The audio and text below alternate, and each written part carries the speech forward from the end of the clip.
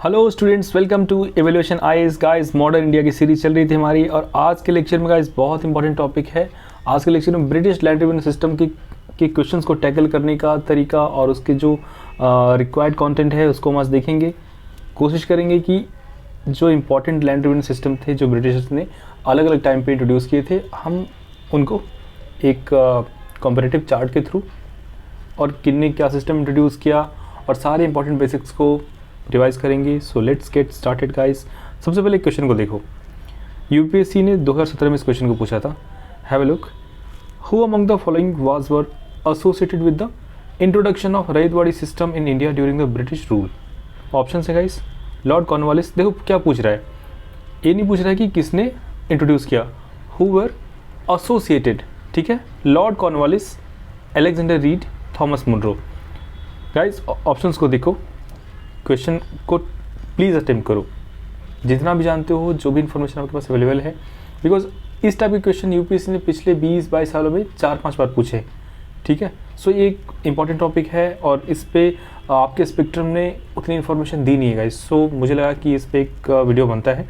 So let's get started. Yes, permanent settlement, Ryotwari system, Mahalwari system. Guys इन्हीं तीनों पे question बनेंगे आपके, और इन तीनों के जो डिफरेंसेस हैं, किन्ने इंट्रोड्यूस किए, कहाँ पे इंडिया में इंट्रोड्यूस हुए थे, क्या क्या प्रोविजंस थे, ठीक है, क्या उनके इफेक्ट थे, सो हम सबको देखेंगे। ओके, तो सबसे पहले देखो, have a look, permanent settlement किसने इंट्रोड्यूस किया था? ये लॉर्ड कॉर्नवालिस ने 1790 के अंदर इंट्रोड्यूस किया था गाइस। लेकिन देखो ये परमानेंट स्टार्ट में नहीं था, initially it was temporary, right. So ये टेम्पोररी था, बाद में 1793 के अंदर इसको परमानेंट कर दिया गया। ठीक है, तो अब ये देखो जो तीनों ऑर्डर है, परमानेंट, रईतवाड़ी, महलवाड़ी, ये तीनों गाइस ये क्रोनोलॉजिकल ऑर्डर है। देखो 1790 देख रहे हो, 92, देन 1822। ठीक है, सो और हाँ, बहुत सारी बुक्स में ये देखो जो महलवाड़ी सिस्टम है इसके अंदर जो दे रखा है कि इंट्रोड्यूस किया था मैकेंजी ने। देखो ये ऑल द विलियम बेंटी के टाइम पे इंट्रोड्यूस हुआ था, बट इट वॉज मैकेंजी इन कोई ऑफिसर होगा ब्रिटिश वाली की टीम का, जिनने इंट्रोड्यूस किया था 1822 के अंदर महलवाड़ी सिस्टम। अब देखो प्रोविजंस में आएंगे, उसके पहले ये देखो कि रईतवाड़ी सिस्टम को देखो। जो क्वेश्चन आप पिछले स्लाइड में आपने देखा जो क्वेश्चन, उस क्वेश्चन का आंसर आपको यही मिल जाएगा। ठीक है, so Cornwallis were never associated with that. Okay, जो रईतवाड़ी सिस्टम है इससे कॉर्नवालिस कभी भी अटैच नहीं था। अब देखो कि जो रईतवाड़ी सिस्टम था ये अलेक्जेंडर रीड ने इंट्रोड्यूस किया था। ठीक है, लेकिन 1820 के अंदर कुछ इम्प्रोवाइजेशन किया गया था थॉमस मुनरो के द्वारा। ठीक है, so yes, this Mahalwari by Mackenzie in 1822। ठीक है, अब महल क्या है देखो, अब ऐसे पूछेंगे क्वेश्चन आपसे, इन the context of British land revenue system what was महल। ठीक है, अब 4 ऑप्शन देंगे। अब वो बोलेंगे कि it is group of farm land, या इट्स ग्रुप ऑफ विलेजेस, ठीक है, या फिर एक टोकन है। अब बहुत सारे ऑप्शन देंगे, 3-4, जो कि बहुत सिमिलर होंगे अगर कॉन्सेप्ट का पता नहीं होगा। जैसे एक 2017 में क्वेश्चन आया था कि डायकी पे, तो आपको अगर आइडिया नहीं होगा उनके बेसिक्स का तो ऑप्शंस बहुत कंफ्यूजिंग हो जाएंगे। सो ये जो बेसिक्स हैं इन पर जरूर ध्यान देना। ठीक है, सो नेक्स्ट, हाँ, तो अभी देखो परमानेंट सेटलमेंट में, रईतवाड़ी में, महलवाड़ी में, तो अब परमानेंट सेटलमेंट में guys zamindars were the real land owners. ठीक है, कि सारी रिस्पॉन्सिबिलिटी उनके ऊपर है कि जो कलेक्शन वगैरह है उनको करना है, और एक टारगेट। देखो हमें फैक्ट्स में बहुत ज़्यादा नहीं जाना है कि कितना % शेयर ब्रिटिश का था, कितना इनका था, बट बस इतना है कि जितना उनको टारगेट दिया गया, अगर उनने उस रेवेन्यू को कलेक्ट करके ब्रिटिश को नहीं दिया तो उनकी जमींदारी तो गई। ठीक है, सो लेकिन in the case of Ryotwari system it was peasants. ठीक है, जो रियल ओनर्स थे। ठीक है, तो टैक्स का कलेक्शन बीच में कोई बीच में मतलब क्या कहते हैं, इंटरमीडिएट नहीं था, ना ज़मींदार, ना कोई village headman. So directly government use to collect tax from these peasants. ठीक है, सो अब यहाँ पे देखो ये बहुत ही, इसमें क्या हुआ कि मतलब ठीक है कोई इंटरमीडिएट नहीं था, लेकिन यहाँ पे टैक्स का कलेक्शन बहुत हैवी था और इसके कॉन्सिक्वेंसेस बहुत डिजास्टर्स थे। ठीक है, फेमाइन एंड ऑल, उसे लास्ट में देखेंगे क्या क्या इसके कॉन्सिक्वेंसेस हुए। ठीक है, so yes, tax collection directly by government, heavy and brutal collection, ठीक है। सो अभी देख लिया हमने। अब ये देखो कि जो महलवाड़ी सिस्टम है उसके अंदर क्या था। अब ये देखो ये जो इन दोनों के फेलियर्स थे, बिकॉज हर बार ये कोशिश किया है कि चलो लास्ट बार के जो फेलियर्स हैं उनको हम ओवरकम करें और उनके जो बेस्ट फीचर्स थे।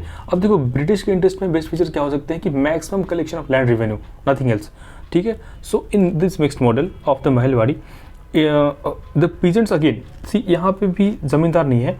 अब peasants use to be the real land owners, collection वगैरह यहाँ पे कौन करेगा, विलेज हेडमैन। लेकिन एक इमर्ज हो क्या है कि देखो ये ज़मींदारी सिस्टम का एक थोड़ा सा बस ट्विस्ट कर दिया गया था। बेसिकली ये ज़मींदारी सिस्टम ही था। जो village headman practically he became the ज़मींदार, ठीक है। सो इंडिविजुअल फार्मर से कलेक्ट करके ब्रिटिश को देना है उसको। अब यहाँ पे देखो एक प्रोविजन जो आपको याद रखना है MCQ के लिए, वो है यहाँ पे सिर्फ कैश पेमेंट होगा, ओनली कैश पेमेंट, ठीक है। लेकिन इनमें क्या प्रोविजन है, जो परमानेंट सेटलमेंट है रईतवाड़ी में, यहाँ पे कोई कैश का वैसा कोई मैंडेटरी है नहीं, लेकिन महलवाड़ी सिस्टम में कैश वॉज मैंडेटरी। नाम याद रखना है guys, William Bentinck, Mackenzie, Alexander Read, Thomas Munro. देखो एक दो बार पढ़ने से नहीं होगा, मल्टीपल टाइम रिवाइज करना होगा, ठीक है। सो अब इस वीडियो को इसलिए बना दें कि स्पेक्ट्रम में इतनी डिटेल तरीके से दे नहीं रखा है, ठीक है। सो हाँ, अब ये देखो कि आपका परमानेंट सेटलमेंट है, ये बहुत ज़रूरी हो जाता है कि कितने परसेंट इंडिया को कवर करता था। जैसे मान लो कि आपका जो परमानेंट सेटलमेंट था एक कहाँ पे था, कहाँ पे इसको इम्प्लीमेंट किया गया था, बंगाल, बिहार, उड़ीसा। लेकिन यहाँ पे यूनिक क्या है, यूनिक है नदर्न कर्नाटका, ठीक है। कर्नाटक के नदर्न पार्ट में भी इम्प्लीमेंट किया गया था।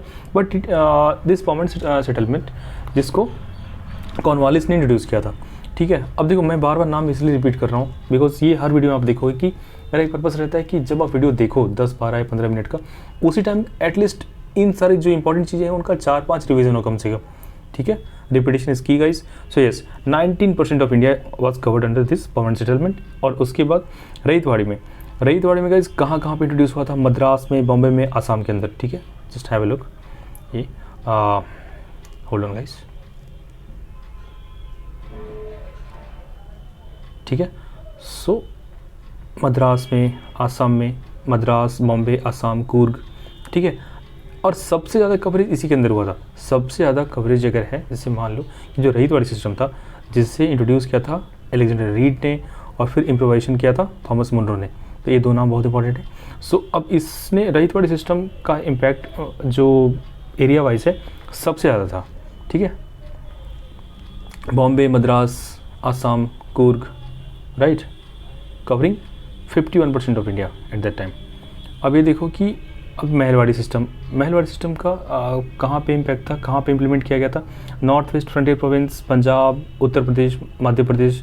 तो अब देखो महल, अब मैंने स्टार्ट में पूछा था कि in the context of British land revenue system और in the context of modern Indian history what is mahal, ऐसे क्वेश्चन आएंगे, ठीक है। सो अब mahal in this system land was divided into mahals, ठीक है, लैंड का डिवीजन हुआ था, ठीक है। और इतना ही नहीं, जैसे मान लो कि 2-3 विलेज है, उनको यूनाइट कर दिया गया कि चलो ठीक है जोड़ के अब एक महल है। अब इससे ही अब वो टैक्स का एक यूनिट है, समझ रहे।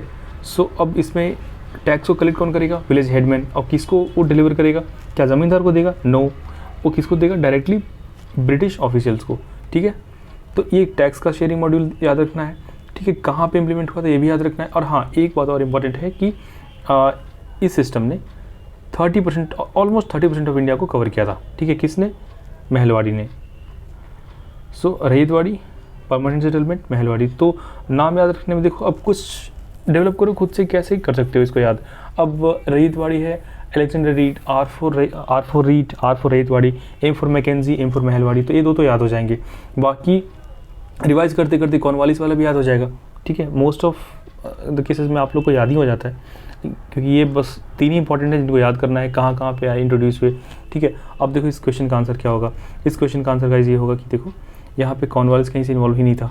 तो अब देखो ऑप्शन 1, अगर आप ऑप्शन 1 को एलिमिनेट कर देते हो, यही तो होता है ऑप्शन एलिमिनेशन होता है, आपकी लाइन से ये तीनों कट के ये निकल के आ गया। अगर if you don't know, even if you don't know कि अलेक्जेंडर रीड ने इंट्रोड्यूस किया था या फिर इन्वॉल्व था कि नहीं था, थॉमस मुनरो।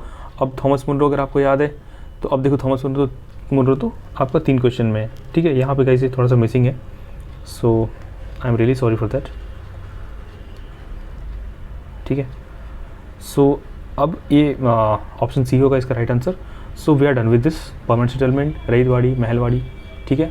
ज़मींदार, पेजेंट्स, कौन किसको मतलब कौन रिस्पॉन्सिबल है, तो इन सारी चीज़ों को देखना। और जितने PYQs आए हैं इसके ऊपर जितने भी PYQs आए हैं पिछले 20-22 सालों में, एक एक क्वेश्चन को जाके देखो, ठीक है। क्या इस वीडियो लेक्चर के बाद वो सारे क्वेश्चन सॉल्व होते हैं? If not then Google it, वहाँ से कुछ इन्फॉर्मेशन ऐड कर लो। PYQs एक भी नहीं छूटने चाहिए गाइस, ये बहुत इंपॉर्टेंट एरिया है, यूपीएससी हर 2-3 साल पे क्वेश्चन पे बना लेती है, ठीक है। Thank you guys, thank you for watching this lecture. Please like, comment